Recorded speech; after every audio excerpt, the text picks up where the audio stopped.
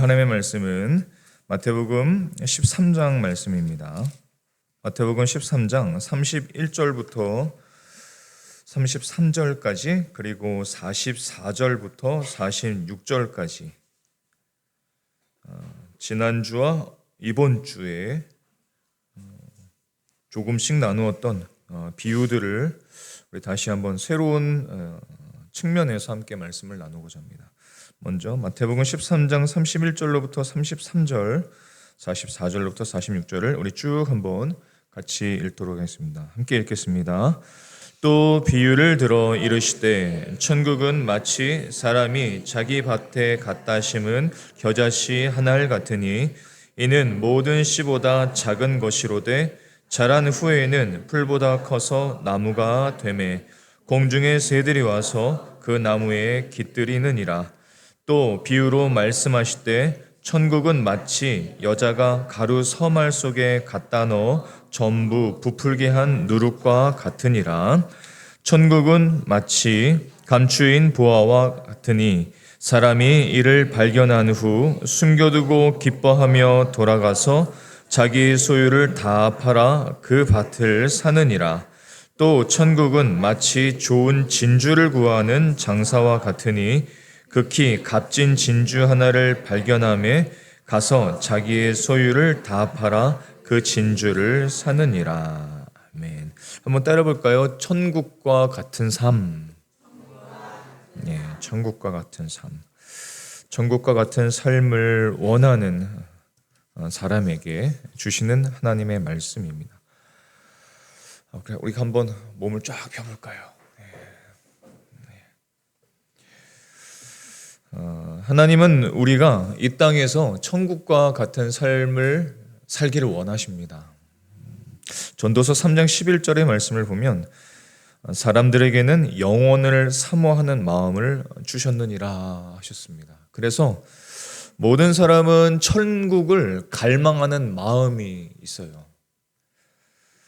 단지 죽어서 가는 그런 천국뿐만 아니라 천국과 같은 삶이 되기를 갈망하죠. 그래서 매일매일의 삶이 정말로 말 그대로 천국과 같은 하루하루가 되기를 모든 사람은 다 갈망을 합니다.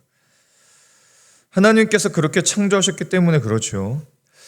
자, 그렇다면 여러분, 천국과 같은 삶은 도대체 무엇일까요?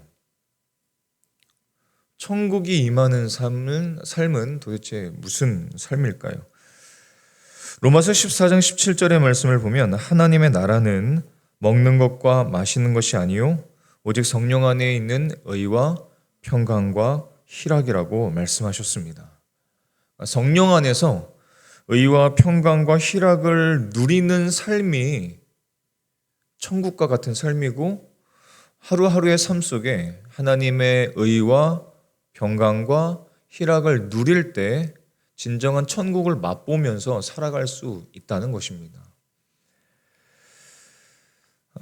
그래서 예수님께서 이 땅에 오셔서 하신 첫 설교가 마태복음 3장 2절의 말씀을 보면 회개하라 천국이 가까이 왔느니라 말씀을 하셨습니다. 그리고 그를 따르는 무리들과 모든 예수님의 제자들에게 많은 비유들을 통해서 복음서를 보게 되면 약 40개의 비유들을 통해서 예수님께서는 천국의 비밀을 알려주시기를 원하셨어요. 왜냐하면 다른 어떤 것보다도 천국이 가장 소중하기 때문에 비유를 그렇게 많이 들으셔서 말씀을 하신 겁니다. 그래서 이 비유들을 통해서 천국이 어떤 곳인가, 천국의 삶이 어떤 삶인가, 그리고 천국과 같은 삶을 하루하루 우리가 살아가려면 어떻게 해야 되는가? 우리가 무엇을 기억하고 무엇을 결단해야 하는가? 이것을 비유를 통해서 알려주신 것입니다. 많은 비유들 중에서 오늘 4가지 비유를 함께 하고자 하는데 오늘 말씀 안에는 비유가 4개가 들어있습니다. 한번 따라해볼까요? 겨자씨 비유, 누룩 비유, 보화 비유, 진주 비유. 4가지 비유가 들어있습니다. 겨자씨, 누룩, 그리고 보화와 진주. 이 비유 4가지가 들어있습니다. 자, 그런데 이 겨자씨 비유와 누룩의 비유는 비슷합니다. 내용이 비슷해요. 그래서 이 내용이 비슷한 비유를 쌍둥이 비유라고도 부릅니다. 자, 근데 쌍둥이 비유를 주시고 이 비유들을 우리에게 주신 이유는 시편 78편 2절의 말씀을 보면 내가 입을 열어 비유로 말하며 예로부터 감추어졌던 것을 드러내려 하니 이렇게 말씀하시죠. 그러니까 비유를 예수님께서 말씀하신 이유가 뭐예요? 천국의 비밀을 그 감추어졌던 사람들에게 감추어졌던 그 천국의 비밀을 드러내시기 위해서 이 비유를 알려주신 겁니다. 그러면 이 비유들을 통해서 오늘 저와 여러분에게 주시는 메시지는 무엇일까요? 천국을 누리는 삶, 그 삶을 우리가 살아가기 위해서는 어떻게 우리가 무엇을 기억해야 될까요? 먼저 겨자씨와 누룩의 비유를 먼저 한번 살펴보기를 원합니다. 자, 마태복음 13장 31절로부터 33절까지 말씀 겨자씨와 누룩의 비유를 우리 한 번 더 읽어보겠습니다. 함께 읽겠습니다. 또 비유를 들어 이르시되 천국은 마치 사람이 자기 밭에 갖다 심은 겨자씨 하나를 같으니 이는 모든 씨보다 작은 것이로되 자란 후에는 풀보다 커서 나무가 되매 공중의 새들이 와서 그 가지에 깃들이느니라. 또 비유로 말씀하시되 천국은 마치 여자가 가루 서말 속에 갖다 넣어 전부 부풀게 한 누룩과 같으니라. 아멘. 처음에 뭐라고 말씀하시죠? 천국은 마치 무엇과 같다? 사람이 자기 밭에 갖다 심은 겨자씨라고 말씀을 하셨습니다. 우리나라 사람들은 작은 것을 말할 때 굉장히 지저분하죠. 그래서 코딱지만한 것 이렇게 말하기도 하고 손톱만한 것이라고 말하기도 하고 눈곱만한 것 다 지저분한 것들입니다. 왜 이렇게 지저분한 것들을 말하죠? 아마 그 우리나라의 어떤 그 정서상 작은 것들을 경시하는 경향이 있는 것 같아요. 그래서 더러운 것들을 비유로 이야기하는 것 같습니다. 하지만 유대인들은 그렇게 더럽지 않고 가장 작은 것을 비유로 말할 때는 항상 겨자씨로 비유를 합니다. 겨자씨. 그런데 오늘 말씀을 보니까 그 작은 겨자씨가 작은 씨가 나무가 된다고 말씀하세요. 이 말씀을 아마도 저와 여러분이 아마도 한 번도 의심해 본 적이 없을 것 같지만 겨자씨는 나무가 되진 않습니다. 식물학적으로 겨자씨는 큰 풀이 되는 거지 나무가 되는 건 아닙니다. 유대인과 예수님이 이렇게 비유하신 이유는 그 유대인들의 관습 속에서 가장 작은 것을 겨자씨라고 비유하고 또 그 작은 씨가 어떤 풀보다는 더 큰 나무를 상징해서 천국이 그렇게 성장하는 것이다 라는 것을 설명하시기 위해서 이렇게 사실은 식물학적으로는 말이 안 되는 것을 비유해 주신 거죠. 그리고 나무가 되었을 때 많은 새들이 와서 깃들이게 된다. 깃들인다는 것은 많은 새들이 와서 그 나무에 안정감을 갖고 아늑하게 쉬게 된다라는 뜻입니다. 비유하는 것이 무엇이에요? 천국과 같은 삶이 그렇게 커진다는 것입니다. 이것을 우리가 기억해야 되는 이유는 무엇이냐면 예수 그리스도를 영접해서 예수 안에 시작된 이 천국, 우리 안에 시작된 이 하나님의 나라가 그렇게 커지고 있다는 것입니다. 지금 커지고 있는 중이에요. 잘 몰라서 그런 겁니다. 여러분, 천국의 실체는 누구이십니까? 예수님이십니다. 천국과 같은 삶의 열쇠도 예수님입니다. 예수님이 우리 천국의 열쇠가 되시고 천국의 실체가 되기 때문에 내가 정말로 천국과 같은 삶을 살기를 원한다면 예수님을 배제하고는 그런 삶을 살 수가 없는 거예요. 예수님이 반드시 내 삶 속에서 주인이 되시고 그 말씀을 따라 살 때에 우리의 삶이 천국과 같은 삶이 될 줄로 믿습니다. 누가복음 17장을 보면은 예수님이 말씀을 하시고 하나님의 나라를 가르쳐 주셨을 때에 예수님의 말씀을 의심하고 부정했던 거부했던 바리새인들이 예수님께 이렇게 묻습니다. 자, 그러면 하나님의 나라는 도대체 어느 때에 임합니까? 이렇게 질문을 해요. 그랬더니 예수님이 이렇게 말씀하십니다. 누가복음 17장 20절로부터 21절의 말씀을 같이 읽어보겠습니다. 시작. 하나님의 나라는 볼 수 있게 임하는 것이 아니요 또 여기 있다 저기 있다고도 못하리니 하나님의 나라는 너희 안에 있느니라. 아멘. 하나님의 나라가 어디에 있대요?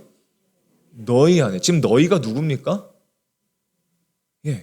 지금 그 질문을 던졌던 바리새인들, 그리고 바리새인들 옆에 있었던 예수님의 제자들, 예수님을 따르던 사람들, 그 사람들 안에 하나님의 나라가 있다는 거예요. 왜?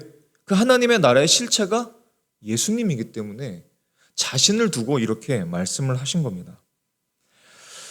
그래서 예수님을 영접한 사람, 저와 여러분, 예수님으로 새로운 삶을 시작한 저와 여러분, 예수님을 모시는 사람, 저와 여러분은 하나님 나라, 천국을 소유한 사람이라는 것입니다.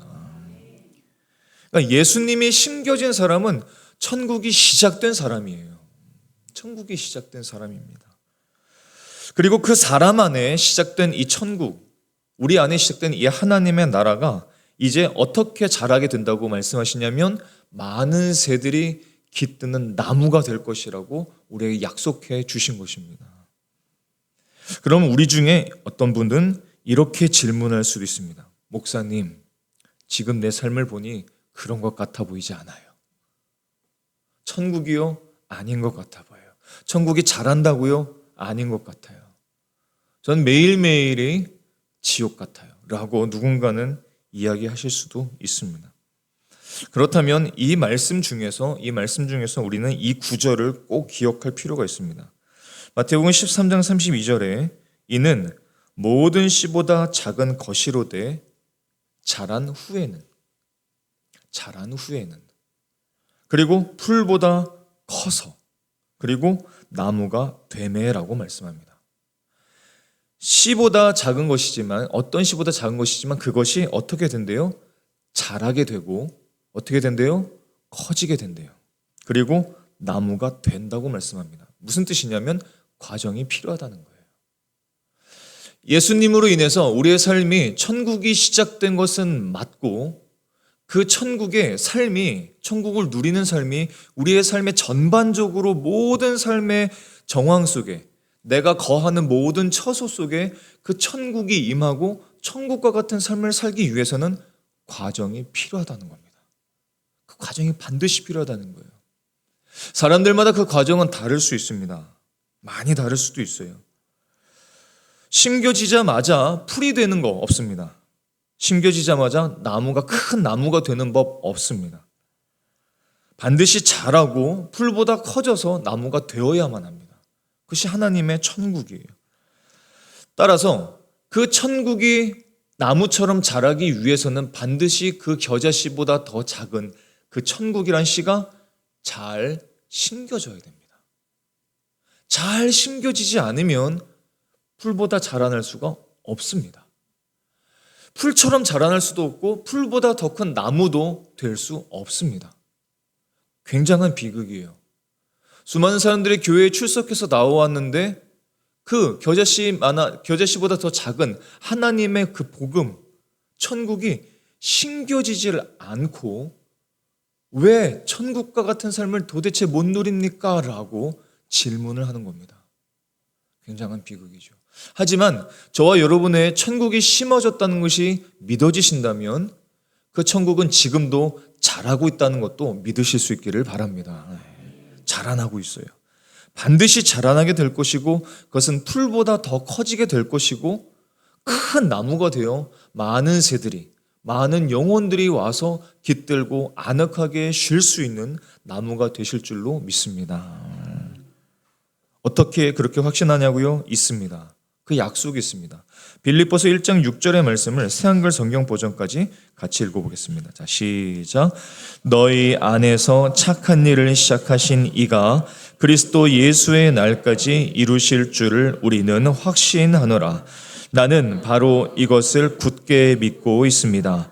곧 여러분 가운데서 선한 일을 시작하신 분이 끝 마무리도 하실 것을요. 그리스도 예수님의 날까지 말입니다. 아멘. 누가 주시는 약속이에요? 하나님이 주시는 약속입니다. 너희 안에 천국이 심겨졌다면 그것이 자라게 되는 건 누가 해야 될 일이라고 말씀하세요? 하나님이 자라게 하신다고 약속하세요.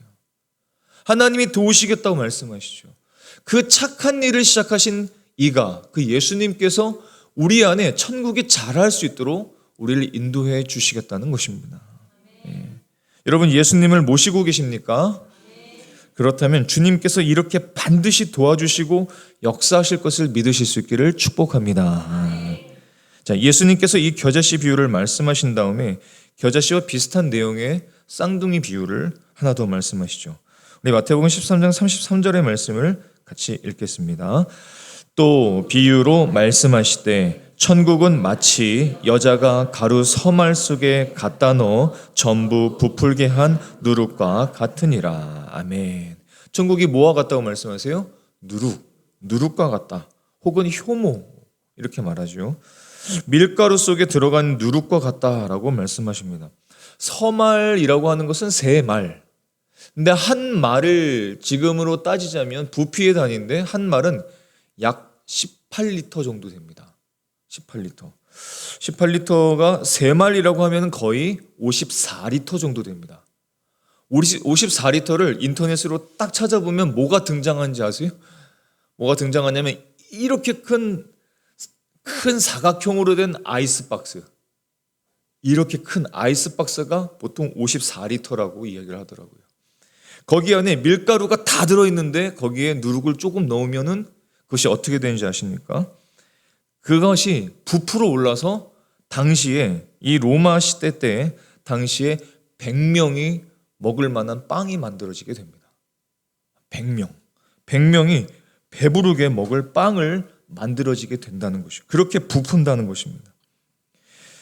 이 겨자씨와 누룩의 비유가 함께 갖고 있는 공통점을 우리가 특징을 기억해야 됩니다. 두 가지인데 하나는 무엇이냐면 하나님의 나라는 그 천국은 언제나 작게 시작한다는 것입니다. 작게 시작한다는 거예요. 작다고 낙심할 일이 아니라는 것입니다. 작다고 그것을 불평할 일이 아니라는 것입니다. 자, 두 번째는 그러나 그렇게 작게 매우 작게 시작된 천국이지만 후에 크게 반드시 확장될 것이라고 우리에게 약속해 주고 계십니다. 천국과 같은 삶이 처음에는 별 볼 일 없이 작게 시작됩니다. 야, 너 교회 갔다고? 아유, 뭐 변하는 게 있어? 괜찮아지는 게 있어? 뭐 돈을 벌기를 해? 먹을 것이 나와? 얘기들을 하죠. 우리가 그렇게도 시작을 했습니다. 천국이 임했고 하나님의 기쁨이 임했고 의와 평강과 기쁨이 임했는데 그것이 조금 지나면 별 볼 일 없어 보이는 거예요. 작게 보이는 겁니다. 그리고 뭐가 더 크게 보여요? 세상 사람들이 누리는 것들이 크게 보이는 거죠. 아니, 저 사람은 믿지도 않는데, 저 사람이 예수님도 안 믿는데, 하나님의 자녀도 아닌데 뭐가 그렇게 잘 되는 거야? 왜 이렇게 일이 잘 풀리는 거야? 근데 나는 왜 예수님을 믿는데 왜 이런 거지? 비교를 합니다. 근데 예수님의 다시 오시는 그날에 결국 어떻게 되겠어요? 세상 사람들이 원했고 누렸던 그 천국은 아무것도 아니라는 것이 판명될 것입니다. 그리고 우리가 갖고 그렇게 조금씩이지만 커지고 확장되었던 천국이 진짜 천국이라는 것을 저와 여러분이 반드시 알게 될 것입니다. 그게 천국이에요. 그것이 진짜 천국입니다. 저와 여러분의 삶이 그런 천국의 삶이 되실 수 있기를 축복합니다. 그렇다면 그것을 우리가 기억하며 결단할 것이 있습니다. 결단할 것이 있습니다. 겨자씨가 그렇게 자라나서 새들이 깃드는 나무가 될 수 있는 이유가 뭘까요? 또 밀가루 안에 섞인 이 누룩 때문에 밀가루 전체가 다 부풀어 올라서 100명을 먹일 수가 있게 되는데 어떻게 이 100명이나 먹일 수 있는 비결이 뭘까요? 비결이 있습니다. 비밀이 있습니다. 겨자씨와 누룩 안에는 생명력이 있기 때문에 그렇습니다. 겨자씨와 누룩 안에는 생명력이 있기 때문에 그래요. 그 안에 생명력이 있기 때문에 그 생명력으로 말미암아 그런 놀라운 일이 일어나게 되는 것입니다. 그렇다면 우리에게 우리의 삶이 천국이 되게 하는 그 생명력은 도대체 어디에서 오는 것입니까? 매일매일의 삶을 천국의 삶이 되게 하고 의와 평강과 희락을 넘치게 하는, 생명력이 넘치게 하는 그 놀라운 능력, 그 생명력은 도대체 어디서 나오는 것입니까? 바로 그것은 하나님의 말씀입니다. 하나님의 말씀만이 우리의 가장 큰 생명력이시라는 것을 기억하실 수 있기를 바랍니다. 그 말씀이 내 안에 들어있지 않고 그 말씀을 내가 가까이 하지 않으면 나는 생명력이 없는 그리스도인일 수밖에 없어요. 자, 요한복음 1장 1절과 4절 말씀을 같이 읽어보겠습니다. 자, 시작. 태초에 말씀이 계시니라. 이 말씀이 하나님과 함께 계셨으니 이 말씀은 곧 하나님이시니라. 그 안에 생명이 있었으니 이 생명은 사람들의 빛이라. 하나님, 말씀, 예수님, 그 안에 무엇이 있다? 생명이 있다고 말씀하세요. 생명의 말씀이라고 말씀하십니다. 요한일서 5장 12절의 말씀을 보면 아들이 있는 자에게는 생명이 있고 하나님의 아들이 없는 자에게는 생명이 없느니라 했습니다. 그리스도인이라 불리는 많은 사람들 가운데 생명력이 없는 삶을 살아가는 그 이유는 세상이 복잡해서 그렇거나 아니면 세상이 혼잡해서 그렇거나 아니면 죄와 허물이 많아서가 아니에요. 하나님의 말씀, 내 인생의 생명력이 되신 그 하나님의 말씀이 내 안에 많이 들어있지 않기 때문에 생명력이 없는 겁니다. 그러니까 흐물흐물해요. 흐물흐물합니다. 생명력이 없고 얼굴에 빛이 나질 않고 늘 죽상입니다. 말씀이 이 안에 담겨있지 않아서 그런 것이죠. 요한복음 6장 48절에는 이렇게 말씀합니다. 내가 곧 생명의 떡이니라 말씀하셨어요. 예수님은 살아계신 말씀이잖아요. 그 말씀이 없고서는, 그 말씀을 가까이 하지 않고서는 나에게는 생명력을 기대할 수 없는 것입니다. 요한일서 1장 1절에서는 뭐라고 말씀하셨습니까? 태초부터 있는 생명의 말씀에 관하여는 이렇게 말씀하셨습니다. 요한복음 6장 48절에 이렇게 말씀하십니다. 내가 곧 생명의 떡이니라. 하나님의 말씀, 예수님의 그 말씀이 우리의 가장 큰 생명력이라는 것을 기억하실 수 있기를 바랍니다. 그 말씀을 가까이 하고 그 말씀을 먹고 그 말씀을 소화할 때마다 내 안에 에너지가 생기게 되는 것입니다. 생명력이 생기게 되어 있습니다. 생명력이 생기게 되면서 어떻게 된다고 말씀하세요? 그것이 커진다는 겁니다. 내가 그토록 바라는 천국과 같은 삶이 확장된다는 것입니다. 교회 안에서만 생명력을 누리는 삶이 아니라 학교에서도 직장에서도 내가 무엇을 하든지 어떤 사람들과 어울리고 있어도 그 어떤 곳이든 언제든지 생명력이 있는 삶을, 천국이 있는 삶을 살아가게 된다는 것입니다. 하나님의 생명력 되시는 그 하나님의 말씀을 가까이 하실 수 있기를 축복합니다. 우리 삶에 하나님의 나라가 임하고 확장되는 그 생명력은 바로 하나님의 말씀입니다. 그 하나님의 말씀을 사랑하셔야 됩니다. 그 말씀 안에 거하실 수 있기를 바랍니다. 그 삶이 천국과 같은 삶이 되는 것입니다. 자, 또 하나 우리가 함께 나눌 쌍둥이 비유, 두 번째는 감추인 보화와 좋은 진주의 비유입니다. 이 비유들도 시작 끝 똑같습니다. 천국은 마치라고 시작을 합니다. 천국은 마치. 우리 암송하는 마음을 갖고 마태복음 13장 44절과 45절, 46절까지 말씀을 같이 한번 읽어보겠습니다. 함께 읽겠습니다. 시작. 천국은 마치 밭에 감추인 보화와 같으니 사람이 이를 발견한 후 숨겨두고 기뻐하며 돌아가서 자기의 소유를 다 팔아 그 밭을 사느니라. 또 천국은 마치 좋은 진주를 구하는 장사와 같으니 극히 값진 진주를 하나 발견하매 가서 자기의 소유를 다 팔아 그 진주를 사느니라. 아멘.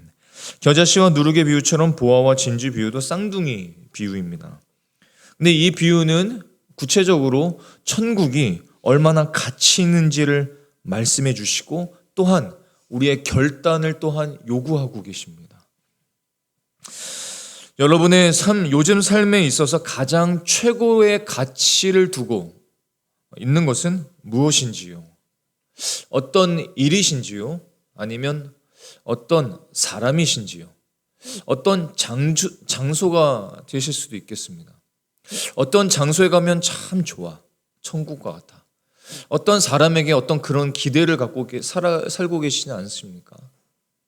아니면 어떤 일, 그것에 대해서 천국을 기대하고 계시지는 않으십니까?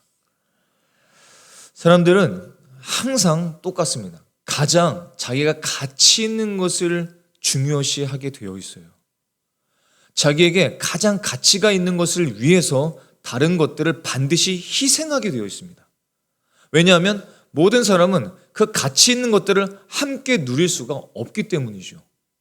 이것도 좋고 저것도 좋아. 다 누리고 싶어. 욕심입니다. 우리는 항상 무언가에 대해서 최고의 가치를 딱 정해놓을 수밖에 없습니다. 하나님이 그렇게 만드셨기 때문에 그래요.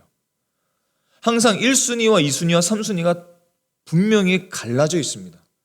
똑같이 1순위로 놓을 수가 없습니다. 왜? 하나님이 그렇게 만드셨어요.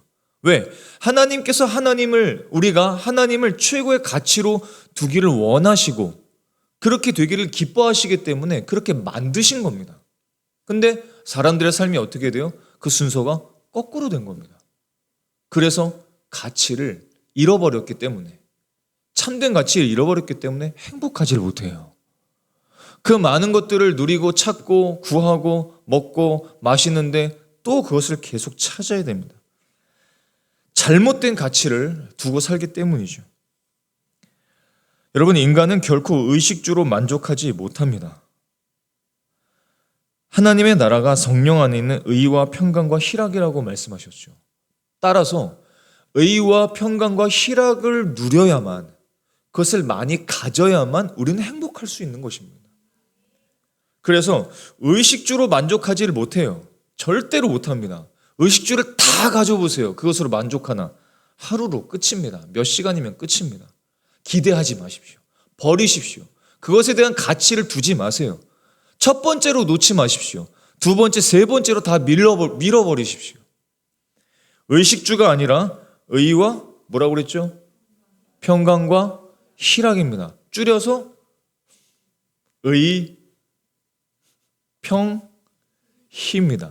의식주가 아니라 의식주로 만족하는 것이 아니라 의평희로 만족하셔야 됩니다. 이것이 하나님께서 지신 순서예요. 이 순서를 거꾸로 하면 우리는 결코 행복할 수가 없습니다.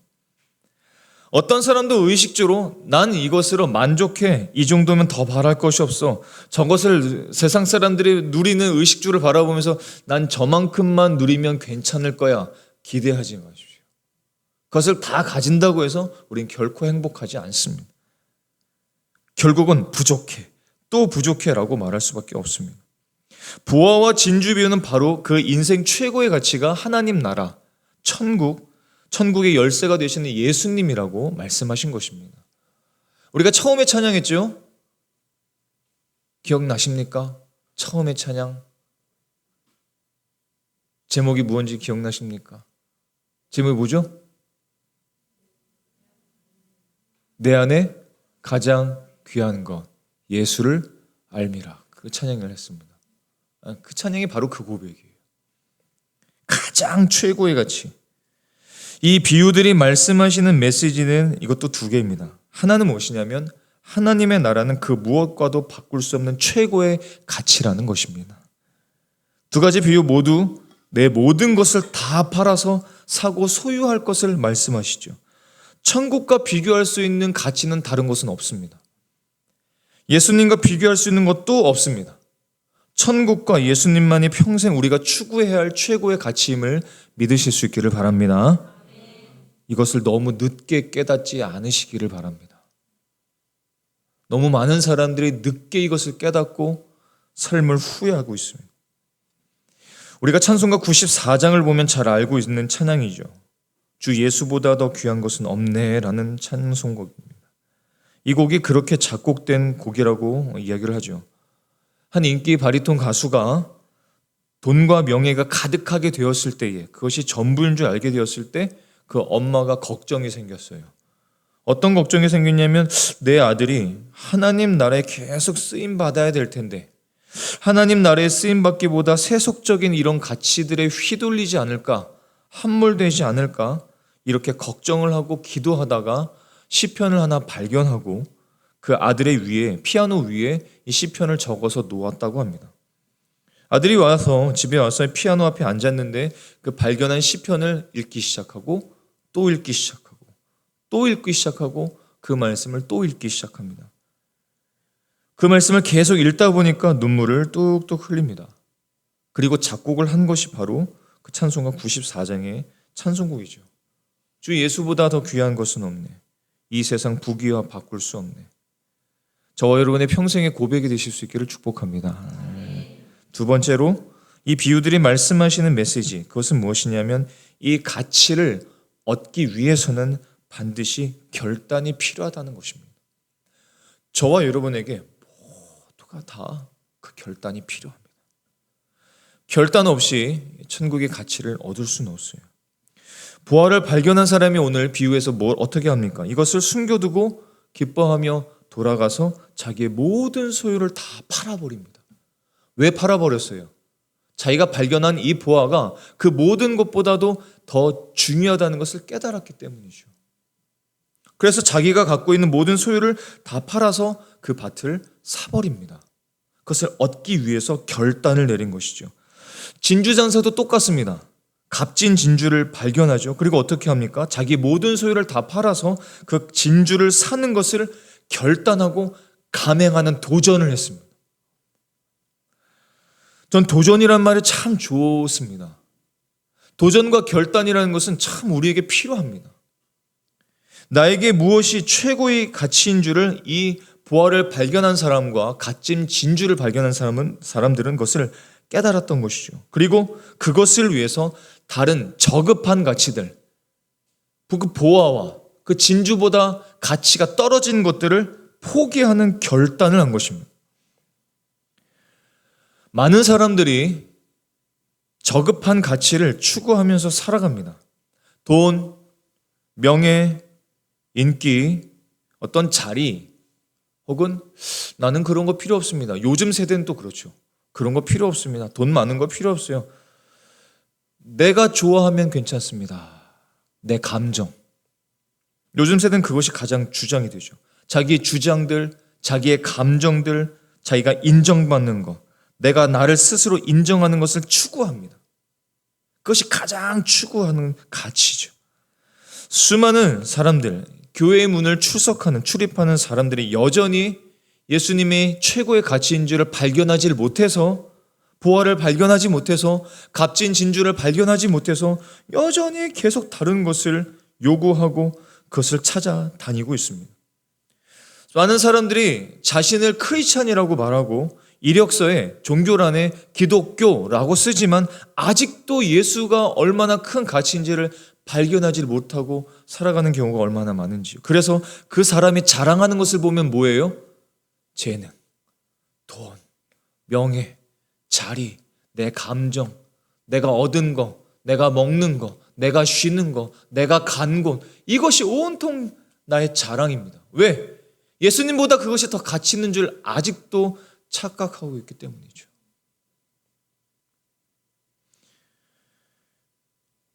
내가 무엇을 자랑하는지는 결국 내가 어떤 것에 최고의 가치를 두는지가 드러나게 되어 있습니다. 자식을 많이 자랑하는 사람은 자식이 최고의 가치예요. 내 몸이 최고의 가치인 사람은 내 몸을 계속 자랑하게 되어 있습니다. 돈이 최고의 가치인 사람은 돈을 계속 자랑해요. 이 돈으로 차를 샀다, 이 돈으로 집을 샀다, 이 돈으로 뭘 했다. 그 사람에게는 그것이 가장 최고의 가치이기 때문입니다. 그런데 예수님께서 오실 때 그것이 다 드러날 수밖에 없어요. 저급한 가치들은 마치 신기루와 같습니다. 신기루와 같아서 그냥 막 쫓아다니지만 결국은 아무것도 아닌 것을 나중에 발견하는 것이죠. 그것을 요한 1서 2장 16절에서는 이렇게 말씀합니다. 이는 세상에 있는 모든 것이 육신의 정욕과 안목의 정욕과 이생의 자랑이니 그것은 하나님께로부터 온 것이 아니다. 세상으로부터 온 것이다. 그것을 추구하지 말아라. 이렇게 말씀하신 것입니다. 나는 그것을 원하지 않습니다 라고 말하는 사람들도 있죠. 이사야 2장 22절의 말씀을 기억할 필요가 있습니다. 너희는 인생을 의지하지 말라. 사람을 기대하지 말라. 부모를 기대하지 말라. 자식을 기대하지 말라. 너 옆에 있는 그 유력한 사람을 기대하지 말라. 그의 호흡은 코에 있나니 새 말 가치가 어디 있느냐. 인생에겐 우리가 기댈 만한 가치가 없다는 것입니다. 그런 면에서 저와 여러분은 얼마나 다행인지요. 얼마나 감사한 일인지요. 예수님이 인생의 최고의 가치라는 것을 깨달았으니 얼마나 은혜 받은 사람인지요. 얼마나 감사한 삶인지요. 세상 사람들이 다 모르고 착각하고 오해하고 다른 것을 쫓아 살 때에 우리는 어느새 순간 예수님의 복음을 듣고 하나님 나라의 그 복음을 듣고 천국을 소유했으니 얼마나 값진 인생인지요. 얼마나 감사한지요. 그렇다면 그것을 발견한 사람은 어떻게 해야 됩니까? 결단을 해야 합니다. 자꾸 결단을 해야 됩니다. 그것을 갖기 위해서, 진짜 천국과 같은 삶을 누리기 위해서 다른 가치 없는 것을 자꾸 버려야 됩니다. 자꾸 버려야 됩니다. 사도 바울이 교회를 박해했던 사람이죠. 복음을 방해했던 사람이었습니다. 그 사람이 하나님 나라의 가치를 발견하고 예수님을 만나게 되니까 다른 것을 버리겠다고 그렇게 고백하지 않았습니까? 빌립보서 3장 8절부터 9절까지 모든 것을 해로 여김은 내 주 그리스도 예수를 아는 지식이 가장 고상하기 때문이라. 내가 그를 위하여 모든 것을 잃어버리고 배설물로 여김은 그리스도를 얻고 그 안에서 발견되려 함이니. 모세는 어떻게 했습니까? 히브리서 11장 24절부터 26절까지 말씀을 보면 믿음으로 모세는 장성하여 바로의 공주의 아들이라 칭함받기를 거절했다고 말씀합니다. 거절했다고 말씀하세요. 거절했다고 말씀하십니다. 우리는 거절하고 있습니까? 아니면 계속해서 원하고 있습니까? 저급한 가치들을 거절하지 않고 그것도 좋사오니 이것도 좋사오니라고 말하진 않습니까? 하나님의 백성과 함께 고난받기를 잠시 죄악의 낙을 누리는 것보다 더 좋아하기로 결정을 했다고 말씀하시죠. 그리스도를 위하여 받는 이 수모, 수치, 모욕감, 그것을 애굽의 모든 보화보다 더 큰 재물로 여겼다고 말하고 있습니다. 왜? 그렇게 여길 때에 나에게 상 주시는 이심을 믿었기 때문에 그렇습니다. 우리에게도 하나님께서 보실 때에 배설물과 같은 것이 저와 여러분 안에 이 마음속에 있으실 것입니다. 그럴 가능성이 있습니다. 그리고 그것을 때로는 잃어버릴 용기를 결단해야 할 때가 반드시 나타나게 될 것입니다. 그때 성령의 도우심으로 결단하고 우리에게 정말로 참된 가치인 보화와 진주를 차지하는 저와 여러분의 삶이 되실 수 있기를 예수님의 이름으로 축원합니다. 우리는 예배 때, 강의 때 질문하는 것을 굉장히 어려워하지만 미국에서는 너무 흔한 일이죠. 아주 예배 때 갑자기 막 손을 들고 질문을 합니다. 어떤 목사님이 설교를 하는데 한 학생이 갑자기 일어서더니 아주 심각한 질문을 던졌습니다. 예수님이 십자가에 대한 질문을 던졌어요. 목사님, 한 사람이 십자가에서 몇 시간 고통당하는 것이 도대체 어떻게 수많은 사람들을 영원한 심판에서 구할 수 있습니까? 그게 말이 됩니까? 목사님이 이렇게 이야기를 해요. 학생은 지금 악한 의도로 말했겠지만 하나님은 그것도 선하게 쓰실 거예요. 질문 고맙습니다. 그만 이제 앉아라 라고 하면서 이야기를 해요. Sit down 이라고 말합니다. 그러면서 이렇게 설명을 합니다. 어떻게 예수님이라는 분이 십자가에 몇 시간 달려서 죽은 것이 수많은 사람들을 영원히 이 지옥 형벌로부터 구할 수 있냐고요? 왜냐하면 그 한 분 예수 그리스도는 인류의 모든 것을 합친 것보다 더 귀하시기 때문입니다. 저 우주와 저 하늘과 저 바다와 저 산들과 바다들과 언덕과 수많은 사람들과 수많은 동물들과 아름다운 모든 별들과 모든 것들을 다 가져다 놓고 이 세상이 줄 수 있는 모든 기쁨을 다 모아서 평강을 다 모아서 기쁨을 다 모아서 가져다 놓아서 이 모든 것들을 저울 한쪽에 올려놓고 그 반대편에 예수 그리스도를 올려놓으면 그 저울은 반드시 예수 그리스도 쪽으로 기울게 될 것입니다. 이렇게 이야기를 했습니다. 세상 사람들이 원하는 모든 아름답게 여기는 가치들을 다 다 모아서 다 합쳐서 저울에 한쪽에 올려놓고 예수님 한 분을 올려다 놓아도 예수님이 더 무겁다는 거예요.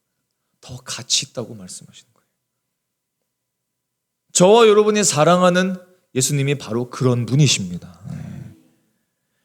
예배를 통해서 우리가 만나는 예수님은 그런 최고의 가치의 대상이 되시는 분이십니다. 예수님은 우리의 모든 찬양을 받으시기에 합당하신 분이십니다. 우리 예배를 받으시기에 합당하신 분이십니다. 우리의 평생 동안 매일매일 삶 속에서 따라가야 할, 추구해야 할 최고의 가치가 되시는 분이십니다.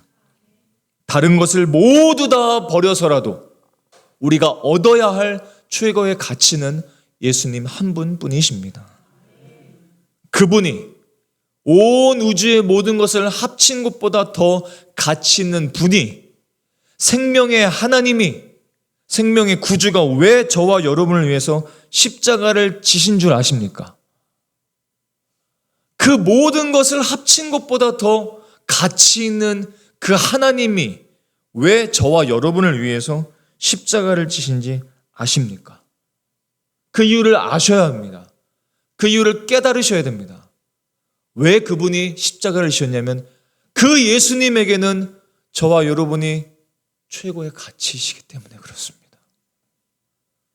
십자가를 지시고 나서도 모든 것을 다 내어주고서라도 사셔야 했던 저와 여러분, 모든 물과 피를 다 흘리고서라도 반드시 살아서 역사하셔서 가지셔야 할 그 가치가 저와 여러분이라는 것입니다.